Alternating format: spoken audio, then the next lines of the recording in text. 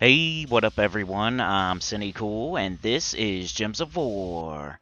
And today I have three teams for you for the World event. A high level team, a mid level team, and a low level team. As far as the scoring goes, it's just base rarity. Don't pick Vin Barak. So anytime you see Vin Barak, you want to pick any other choice would be a better choice. And just base rarity order other than that. So pick the mythic if you see it. If you don't see that, pick the legendary. If you don't see that, pick the epic. Yada yada yada. All right, here's the first team. This is the high level team. I went with Scourge of Honor. So if you don't have two of these, it's fine. Just do another Marilith or something. But I got Marilith, Anu Scepter, Scourge of Honor, Scourge of Honor. So we're going all in on true damage that hits all enemies. That's about as good as it can get when you have a spell damage medal.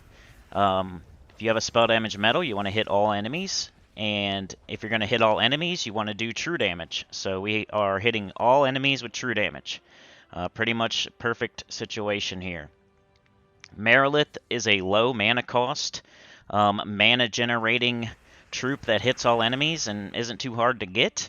Anu Scepter is a easy to get weapon that's very low mana cost that uses blue that nobody else on our team uses blue. You can destroy a bunch of gems.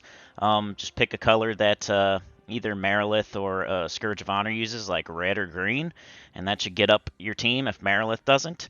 So the first two troops are kind of like getting up your Scourge of Honors, basically. Marilith definitely the better choice to cast if you have like both Marilith and Anu Scepter. Anu Scepter's just like there's no crazy good weapons this time other than like Dawnbringer, Jar of Eyes, Anu Scepter. That's about it. So pick one of those and yeah, you're good to go. I just used Anu Scepter because I had Archer class, 50% start. It was a very low mana cost, so it was easy to get up. And nobody else on my team was using blue, and I could just pick green or red with the Anu Scepter and get up either Marilith or Scourge of Honor. So, but like I said, if you do not have two Scourges, just use two Mariliths or something like that.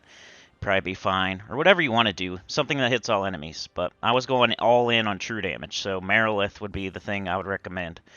But like I always say, these teams are just, hey, my ideas. You can mix and match. Maybe you take one of these, you mix it with another one, and you come up with something else. Let me know in the comments. Alright, here is the mid-level team, so this is no mythics. We got Marilith once again. You're going to see a trend here. Hitting all enemies with true damage and mana generating with a low mana cost. So I think Marilith might be the star of the show. She's not going to like do the whole event for you or anything. She's not like, she doesn't deal enough damage to like just rely on her alone. But if you can combine her with something else that hits all enemies, that's pretty much it right there. Marilith with something else that hits all enemies. So, but yeah, Marilith once again. Then I have Dawnbringer, Indrajit, and Sibyl of Lust. The Sibyl of Lust explodes purple gems based on how many Daemon allies are on our team. Almost our whole team's Daemon allies. I think I made my class not Daemon allies, but it's still just enough. And she's swift, so she starts with 75% mana. So we don't have to. She's going to get up second turn like almost 100% of the time. So if Marilith doesn't get Indrajit and Dawnbringer up, the Sibyl of Lust will do that on the second turn. So both our Dawnbringer and our Indrajit will be up by like third turn worst. So the battle should be over by fourth turn worst. But Indrajit hits 4 enemies, so pretty much hits all enemies. If something happens to survive, he might not kill. But yeah, I would go with Indrajit there. He hits 4. He's not a mythic. And combine that with Dawnbringer if you have it. If you don't have Dawnbringer, once again, Jar of Eyes or Anu Scepter or something like that would probably be fine. The combination of the Marilith and the Indrajit should be good enough to get rid of all the enemies. So here's the low-level team. So this just means no mythics, no legendaries. So I got Marilith once again on top. So Marilith in first slot seems to be like that could be your tip for the whole video. If you don't like any of these teams, Marilith in first slot. There you go. Jar of Eyes, Dawnbringer, Anu Scepter. Like pick one of those with Marilith on top, and you should be okay. For this one, I didn't.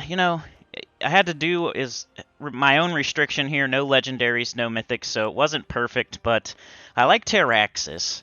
So Marilith, Jar of Ice, Terraxis is a really good start. Terraxis turns, I think, blue to brown. So I was like trying to get something to use that brown that I was gonna make. So it kind of made me think, Bael hits all enemies with scatter damage. He just doesn't hit very hard.